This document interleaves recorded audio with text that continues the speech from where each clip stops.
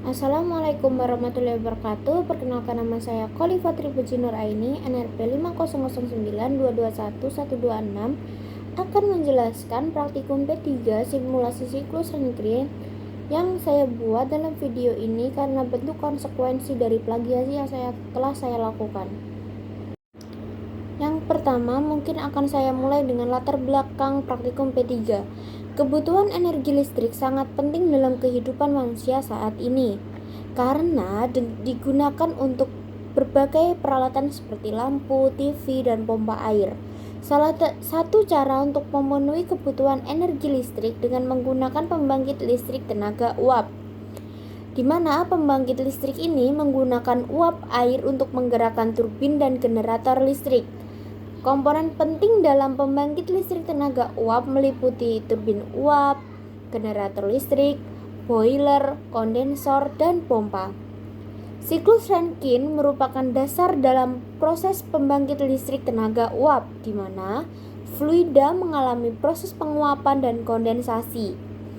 Untuk meningkatkan efisiensi, modifikasi seperti pemanasan ulang atau reheat digunakan dalam pembangkit listrik tenaga uap. Nah, dalam praktikum termodinamika simulasi siklus Rankine ini, sistem dan proses siklus Rankine ideal dan reheat ideal dipelajari dan disimulasikan menggunakan aplikasi CyclePath. Hasil simulasi tersebut lalu dibandingkan dan dianalisis dengan perhitungan sebelumnya. Nah, rumusan masalah dari praktikum P3 ini sendiri adalah yang pertama, komponen apa saja sih yang menjadi bagian utama dalam siklus Rankine dan bagaimana proses yang terjadi di dalamnya. Yang kedua, bagaimana cara meningkatkan efisiensi siklus Rankine terutama melalui proses reheat dan superheated Rankine cycle. Yang ketiga, apa dampak dari perubahan tekanan, temperatur, dan aliran massa terhadap efisiensi sistem dan keluaran energi yang dihasilkan oleh siklus Rankine.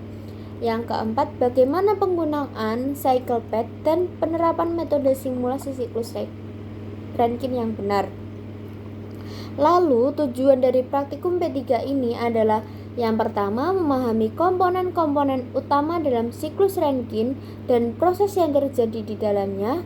Yang kedua, meningkatkan pemahaman tentang upaya peningkatan efisiensi siklus Rankine, terutama melalui proses reheat dan superheated Rankine cycle. Yang ketiga, memahami efek perubahan parameter tekanan, temperatur, dan aliran massa terhadap efisiensi sistem dan keluaran energi yang dihasilkan oleh siklus Rankine ini sendiri.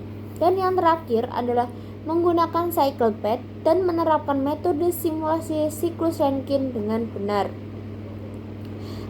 Akan saya lanjutkan dengan prosedur dari praktikum P3 ini. Langkah-langkah dalam simulasi siklus Rankine ideal menggunakan CyclePath.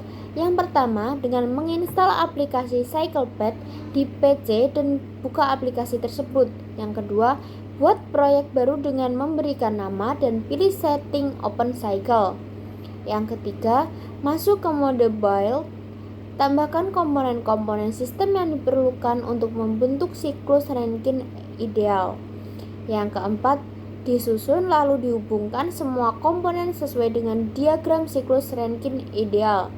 Lalu yang kelima, klik tab mode di pojok kiri atas, pilih Analyze, klik pada setiap komponen siklus dan atur asumsi dengan mengklik Make Assumption. Dengan memastikan siklus bekerja secara ideal sesuai dengan teori siklus Rankine ideal.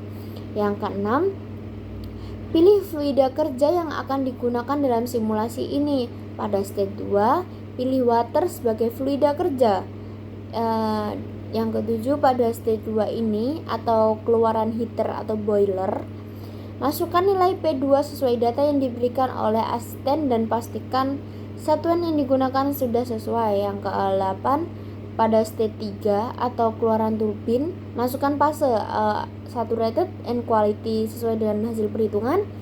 Yang ke-9, pada stage 4 atau keluaran kondenser, masukkan nilai P4 sesuai data yang diberikan dan masukkan fase saturated and quality sama dengan 0.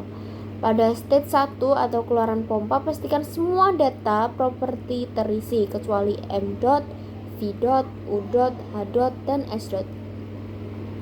Lalu yang terakhir ini adalah pastikan semua properti pada setiap state terisi dengan benar. Lalu klik tab cycle di opsi pojok kiri atas, lalu klik cycle properties untuk melihat nilai eta thermal, BWR, key.in, key.out, dan net power dari hasil simulasi. Jika perlu, masukkan nilai M.max sesuai dengan hasil perhitungan M. Nah, untuk yang terakhir, opsional tidak terpengaruh pada properti lainnya. Akan saya lanjut dengan langkah-langkah dalam simulasi siklus Rankine reheat ideal. Sama, yang pertama lakukan langkah 1-5 yang telah saya jelaskan sebelumnya. Namun, perhatikan modifikasi pada skematik siklus, terutama pada bagian keluaran boiler. Yang kedua, pada stage 1 atau keluaran boiler, masukkan nilai P1 dan T1 sesuai data yang diberikan. Nah, yang ketiga, pada stage 3 atau keluaran reheater, masukkan nilai T3 sesuai data yang diberikan. Lalu yang keempat, pada stage 4 keluaran LPT, masukkan fase saturated and quality sesuai dengan hasil perhitungan. Lalu yang kelima, pada stage 5 keluaran kondenser, masukkan fase saturated and quality 0. Kemudian masukkan nilai P5 sesuai data yang diberikan. Pada stage 6 keluaran pompa, pastikan semua data properti terisi kecuali M dot, V dot, U dot, H dot, dan S dot. Lalu ke stage 1 keluaran boiler, masukkan nilai M dot sesuai hasil perhitungan. Dan yang terakhir adalah pastikan semua properti pada setiap state telah terisi dengan benar.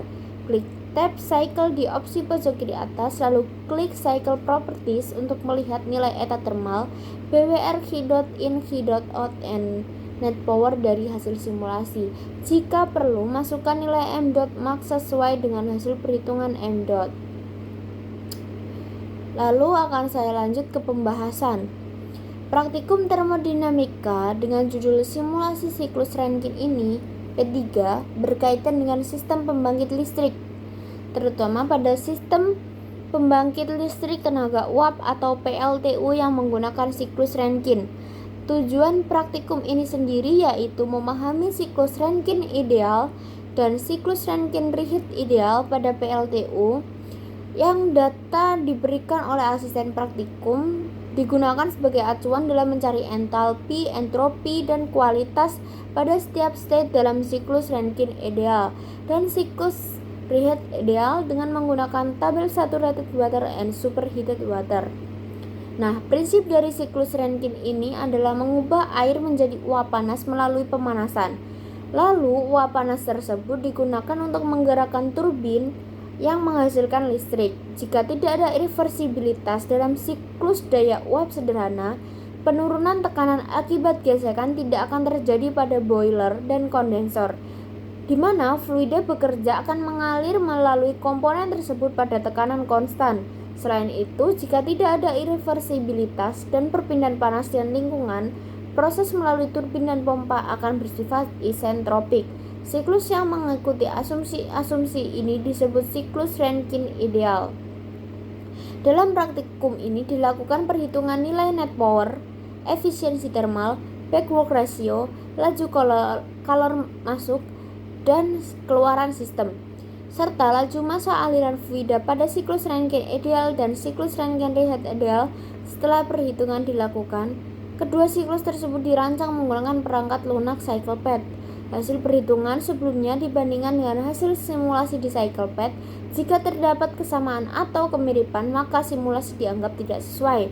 Terdapat perbedaan kecil antara perhitungan dan simulasi yang disebabkan oleh perbedaan nilai entalpi dalam tabel yang digunakan dan pembulatan nilai dalam perhitungannya.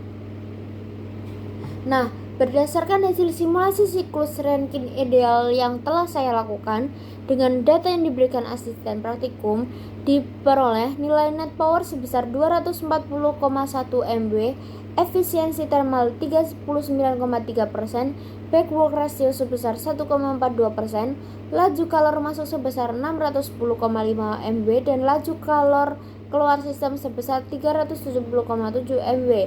Nah, pada simulasi siklus Rankine Rehat ideal ini diperoleh nilai net power sebesar 240,1 MW, efisiensi thermal sebesar 42,9%, backwork ratio sebesar 0,8%, lalu laju color masuk sebesar 559,4 MW dan laju color keluar sistem sebesar 319,2 MW.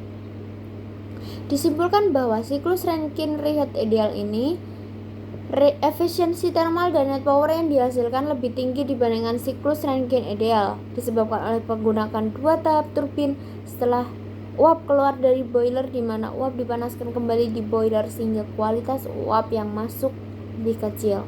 Lanjut dari kesimpulan dari praktikum simulasi siklus Rankine adalah yang pertama, siklus reheat Rankine ideal memiliki efisiensi thermal dan net power yang lebih baik dibandingkan siklus Rankine ideal.